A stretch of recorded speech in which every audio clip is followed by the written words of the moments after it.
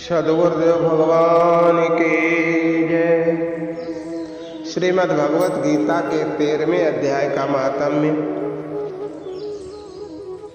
ओम कर्पूर गौरम करुणावतारम संसार सारम भुजगेन्द्रहारम सदा वसंतं हृदयारविंदे भवं भवानी सहितं नमामि। 13वें अध्याय की महिमा को बतलाते हुए श्री महादेव जी कहते हैं, पार्वती अब 13वें अध्याय की महिमा का वर्णन तुम सुनो। उसको सुनने से तुम बहुत प्रसन्न हो जाओगी। दक्षिण दिशा में एक तुंगभद्रा नाम की एक बहुत बड़ी नदी बहती है। उसके किनारे हरिहरपुर नामक एक रमणीय नगर बसा हुआ है। वहाँ हरिहर नाम से साक्षात भगवान शिव जी विराजमान है, जिनके दर्शन मात्र से परम कल्याण की प्राप्ति होती है।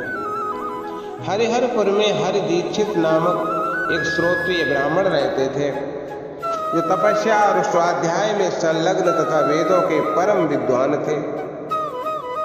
उनकी एक स्त्री थी जिसे लोग दुराचार कहकर पुकारते। इस नाम के अनुसार ही उसके कर्म भी थे। वो सदा पति को अपशब्द कहती थी। उसने कभी भी उनके साथ शयन भी नहीं किया। पति से संबंध रखने वाले जितने लोग घर पर आते थे, उन सबको डांट फटकार कर भगा देते थे और स्वयं व्यभिचारियों के साथ रमण किया। एक दिन नगर को इधर उधर आते जाते हुए लोगों से भरा देख उसने निर्जन तथा दुर्गम वन में अपने लिए संकेत स्थान बना लिया। एक समय रात में किसी कामी को न पाकर वो घर के किवाड़ खोल नगर से बाहर संकेत स्थान पर चली। वह काम के वशीभूत होकर एक एक कुंज में तथा प्रत्येक वृक्ष के नीचे जा जाकर किसी प्रियतम की खोज कर ली।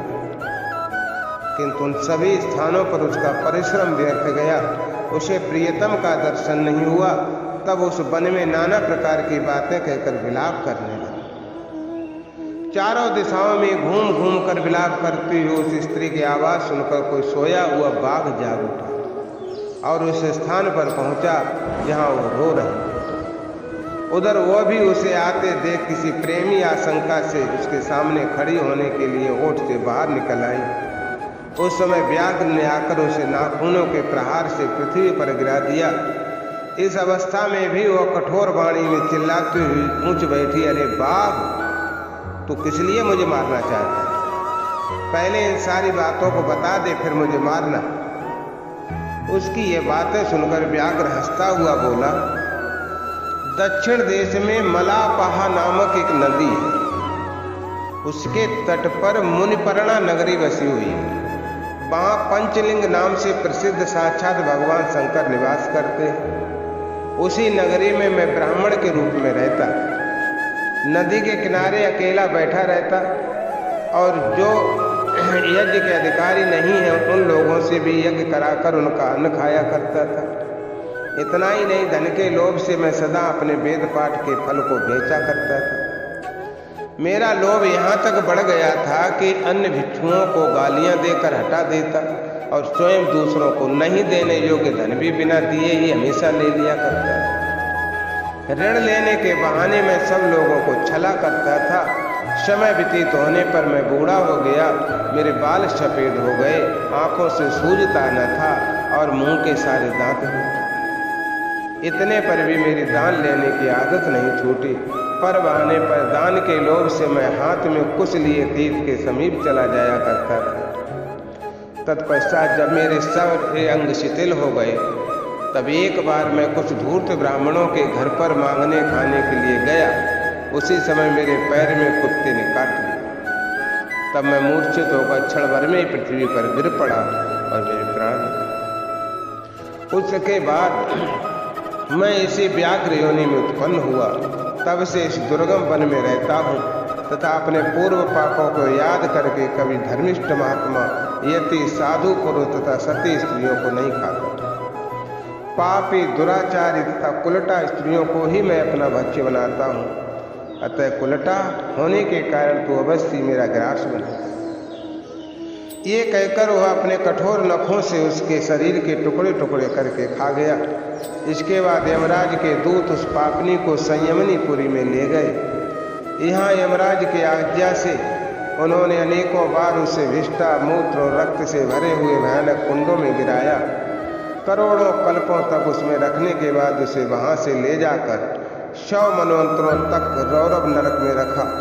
फिर चारों ओर मुँह करके दीन भाव से रोती हुई उस पापनी को वहाँ से खींचकर दहनानन नामक नरक में गिराया। उस समय उसके केश खुले हुए थे और शरीर भयानक दिखाई देता था। इस प्रकार घोर नरक यातना भोग चुकने पर वह महापापनी इस लोक में आकर चांडाल योनि में उत्पन्न हुई। चांडाल के घर में भी प्रतिदिन बढ़ती हुई वह पूर्व जन्म के अभ्यास से पूर्ववत पापों में प्रवृत्त हुई। फिर उसे कोढ़ और राज्य क्षमा नामक रोग हो गया। नेत्रों में पीड़ा होने लगी। फिर कुछ काल के पश्चात वो पुनः अपने निवास स्थान हरिहरपुर को, जहाँ भगवान शिव के अंतःपुर की स्वामिनी जम्भका देवी विराजमान। वहाँ उसने वासुदेव नामक एक पवित्र ब्राह्मण का दर्शन किया, जो निरंतर गीता जी के 13वें अध्याय का पाठ करता है। उसके मुख से गीता का पाठ सुनते ही वह चांडाल शरीर से मुक्त हो गई और फिर दिव्य देह धारण करके स्वर्गलोक में चली गई। हरिओम तत्सत, हरिओम तत्सत, हरिओम तत्सत। जय राधा जय राधा राधा, जय राधा जय श्री राधा। जय कृष्ण कृष्ण जय कृष्ण जय श्री कृष्ण। जय राधा राधा, जय राधा जय श्री राधा। जय कृष्ण कृष्ण जय कृष्ण जय श्री कृष्ण। सद्गुरुदेव भगवान की जय।